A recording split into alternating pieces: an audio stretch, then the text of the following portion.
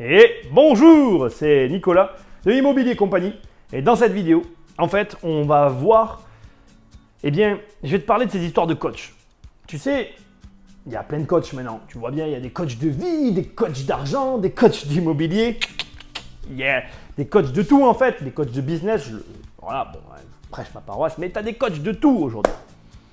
Et c'est vrai que, je vais pas te le cacher, moi-même, le premier, j'avais des gros doutes sur ces histoires de coach. Je me disais, mince, ça sert strictement à rien un coach. Et bon, bref, on va pas rentrer dans le détail, mais tu vas voir. Et du coup, dans cette vidéo, je vais m'appuyer sur un film. Je vais m'appuyer donc sur ce film pour te montrer qu'en fait, un coach, c'est pas si débile que ça. Prendre un coach est loin d'être une chose débile. On va s'appuyer sur un film, Les chariots de feu, et on va voir qu'avec ce film et avec, tu vois, ce que je vais t'expliquer, finalement que un coach, ça n'a pas toujours été une évidence, et surtout, tout change. Et tu vas voir qu'aujourd'hui, ça peut te paraître très étrange d'avoir un coach de vie, un coach d'argent, un coach de séduction, un coach de ce que tu veux, mais il est très probable que dans les 20 ans qui arrivent, ce sera quelque chose de totalement normal. La vraie question, c'est pas le coach, tu vas voir, c'est autre chose. Enfin bref, on y va, on est parti. Assis-toi tranquillement, c'est une analyse et surtout, donc, on va en tirer des conclusions. Il n'y aura pas de conseils dans cette vidéo, mais je suis sûr que ça va t'intéresser. C'est parti!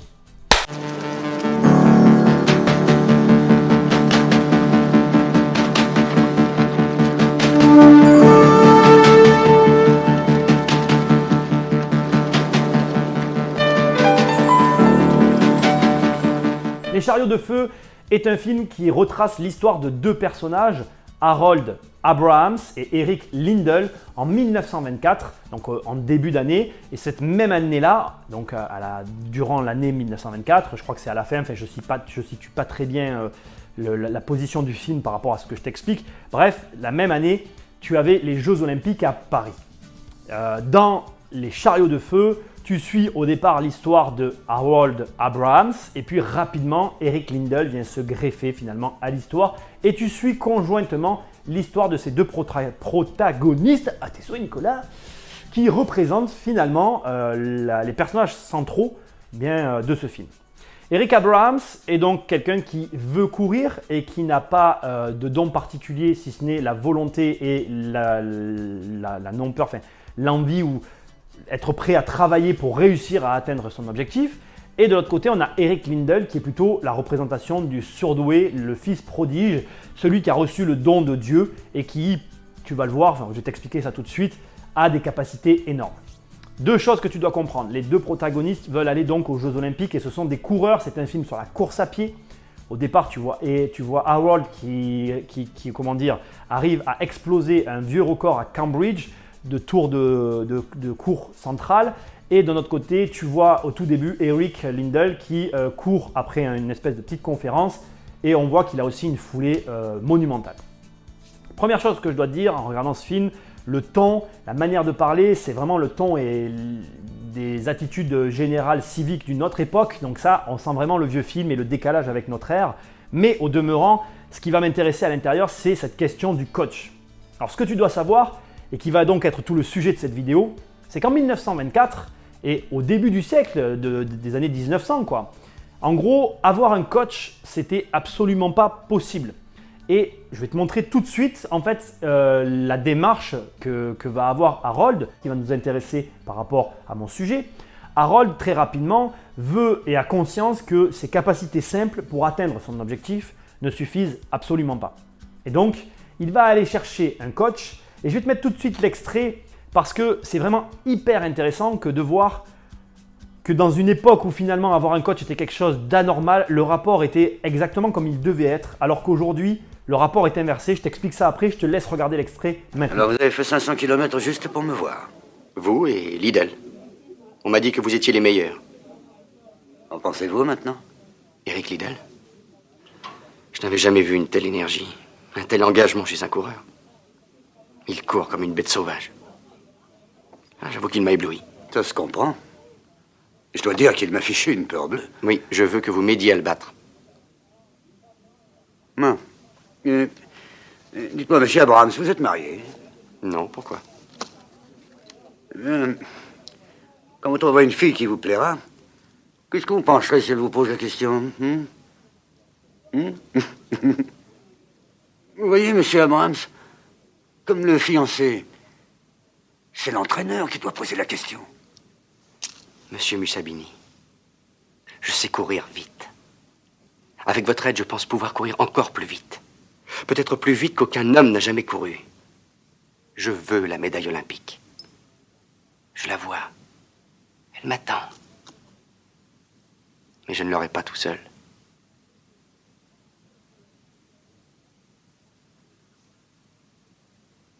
Eh bien, nous avons un vieux dicton dans mon sport.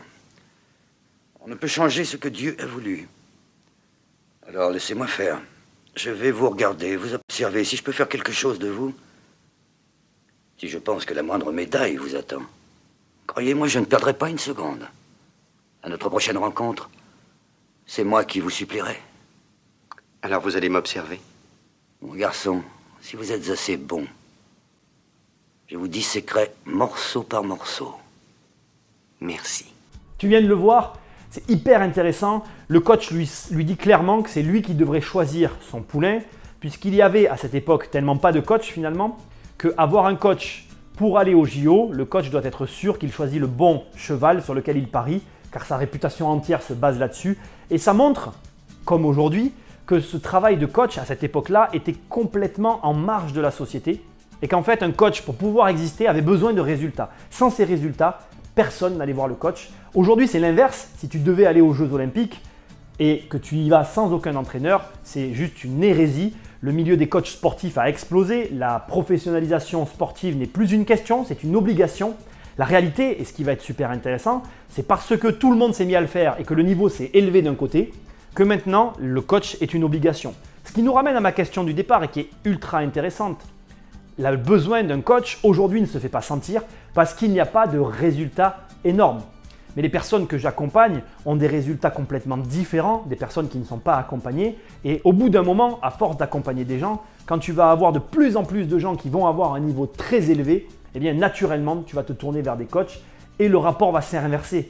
C'est-à-dire que si aujourd'hui le coach pour exister, il a besoin de résultats pour pouvoir les mettre en avant et acquérir de nouveaux clients, demain, les coachs auront tellement de demandes que finalement, ils feront du volume et sur le volume, ressortiront naturellement ceux qui ont eu les meilleurs résultats, créant en fait naturellement l'écart entre chacun des coachs. Et c'est ce qui fait qu'aujourd'hui, on a des coachs qui vont avoir dans le sport des réputations et des prix ahurissants parce qu'ils ont entraîné les meilleurs et ils ont les meilleurs résultats.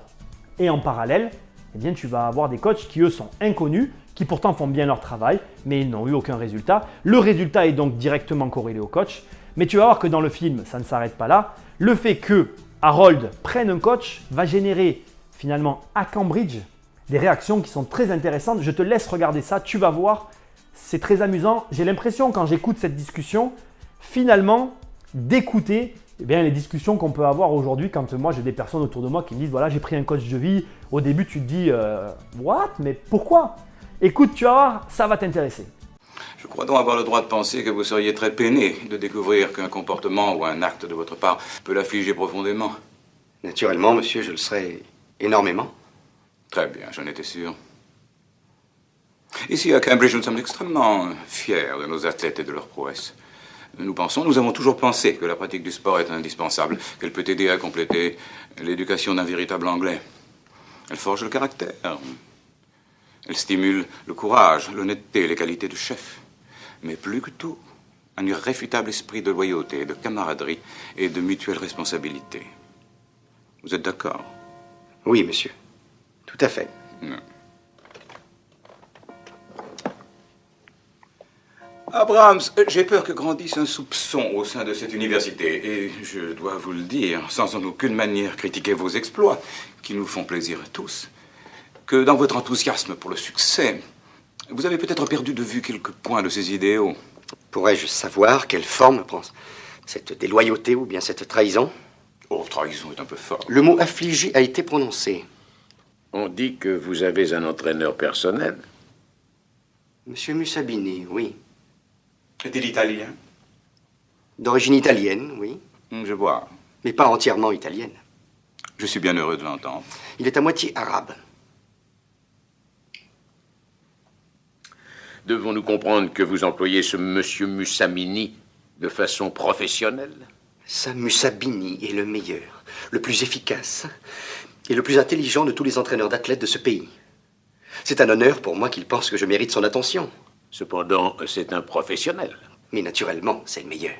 Ah, mais là, monsieur Abrahams, j'ai bien peur que nos points de vue divergent. Vous voyez, cette université a toujours cru que le statut d'amateur est le seul qui puisse apporter des résultats satisfaisants. Je suis un amateur. Vous êtes entraîné par un professionnel. Vous avez adopté une attitude professionnelle. Car depuis 1 an, vous vous êtes consacré entièrement à développer votre propre technique. À la recherche impétueuse, puis-je le suggérer, d'une gloire individuelle. C'est une attitude qui ne tend pas à forger l'esprit de corps. Je suis élève de Cambridge d'abord et avant toute chose. Je suis anglais d'abord et avant toute chose. Tout ce que j'ai accompli et tout ce que j'ai l'intention d'accomplir est pour ma famille, mon université et mon pays. Et je ressens amèrement que vous le preniez autrement. Votre but est de gagner coûte que coûte. C'est bien ça. Pas coûte que coûte. Mais je veux gagner régulièrement.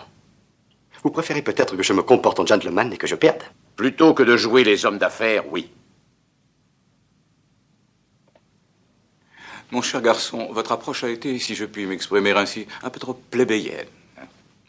Vous êtes l'élite. Et l'on attend de vous que vous vous comportiez comme tel. L'extrait est un peu long, mais je voulais pas le couper. Je le trouve très intéressant et très important.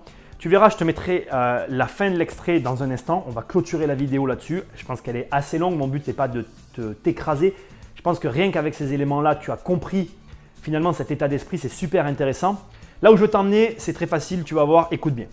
Tu vois donc Harold qui s'est fait convoquer par les directeurs de Cambridge qui lui reprochent d'avoir pris un coach et de s'être professionnalisé. Tu vas voir dans un instant la conclusion de la discussion, la conclusion que je veux mettre en avant, qui est que, et je te l'annonce un peu mais tu l'écouteras dans une seconde, en gros, leur souci c'est de gagner à la régulière et de gagner sans aucune finalement tricherie. Pour eux, prendre un coach, c'est se professionnaliser, c'est tricher et ce n'est pas gagner les Jeux Olympiques. Seulement voilà, à cette époque-là, ce n'était pas démocratisé. Et comme ce n'était pas démocratisé, c'était mal vu. C'est très dommage parce que tu vas le voir, mais finalité, conclusion, à l'arrivée, il aura raison. Parce que, en fonction de ses résultats, je ne te donne pas les résultats, je t'invite à regarder le film qui, même s'il est dur à regarder parce que vieux, parce que plein de choses, il y a plein de petites choses à voir qui sont super intéressantes. La finalité, c'est ça, c'est que la personne que tu vois, Harold, qui m'a le plus marqué, est une personne qui n'a pas de don et qui le sait, mais qui comprend qu'avec le travail, elle compensera le don. En face de lui, on y oppose Eric Liddell, qui lui est clairement le personnage qui a un don et qui court parce que Dieu l'a touché à sa naissance. Ce que j'adore dans ce film, c'est que ça met en avant une chose qui pour moi est une évidence, mais qui n'est pas pour tous. Ce n'est pas qui tu es ou les facilités que tu as qui te donneront le résultat, c'est tout ce que tu vas mettre en œuvre qui va te faire obtenir tel ou tel résultat. N'écoute personne. Tu sais que je te le répète tout le temps, mais même pas moi, ne fais qu'entendre ce qu'on te dit. N'aie pas peur de répondre, n'aie pas peur d'aller au bout de tes démarches. La seule personne qui est le mieux à même d'avoir le meilleur avis sur ce qui est bon pour nous-mêmes, c'est nous-mêmes. Tous les autres, toutes les personnes qui te donnent leur avis, en le faisant, en te disant quelque chose, elles ne t'apprennent qu'une seule chose. C'est ce qu'elles sont réellement au fond d'elles. Soit des personnes jalouses, soit des personnes qui n'ont pas le courage d'aller au bout de leurs opinions parce qu'elles ont les mêmes capacités que toi, mais en te voyant faire, ça les met mal à l'aise parce que tu serais capable de faire pareil. Soit tout simplement, elles le font parce qu'elles t'aiment, mais en faisant ça, elles ne se rendent pas compte qu'elles ne t'aident pas et que la seule chose qui peut être bonne pour toi, c'est d'aller au bout de ta pensée. Dans le film, je t'en dis pas plus, tu verras ce que fait Harold si tu le regardes. Moi, ce que je veux te dire, c'est que oui, prendre un coach, c'est quelque chose aujourd'hui de contre-intuitif. Ça peut te paraître inutile, ça peut te paraître finalement tout ce que tu veux. Mais crois-moi, si encore une fois, on devait aller ensemble au JO et que toi, tu ne prends pas de coach et que moi, j'en prends un, je suis à peu près sûr du résultat. Et réfléchis-y une seconde, tu verras que prendre un coach, c'est pas si con que ça. Merci, monsieur, pour votre hospitalité. Cette soirée m'a apporté quelques lumières. Bonne nuit, monsieur. Vous savez, je crois, messieurs, que vous aspirez à la victoire tout autant que moi, mais atteinte avec l'apparente facilité des dieux. Vous avez un sens archaïque des valeurs que les enfants n'ont même plus à la maternelle. Vous n'abusez de personne d'autre que vous. Et moi, je crois à la poursuite de la perfection. Et je porte l'avenir avec moi. On clôture donc cette vidéo sur les paroles d'Harold Abrahams. Si tu connais quelqu'un qui a des doutes sur les coachs ou qui se pose des questions sur le fait de prendre ou ne pas prendre un coach, partage-lui cette vidéo, like-la, partage-la, montre-la, c'est important parce que bon, cherche pas à faire changer d'avis, mais ça fait réfléchir, c'est ça qui compte. Et moi je te dis à très bientôt pour une prochaine vidéo. Ciao! Non, tu t'en vas déjà? Investir, c'est plus fort que toi.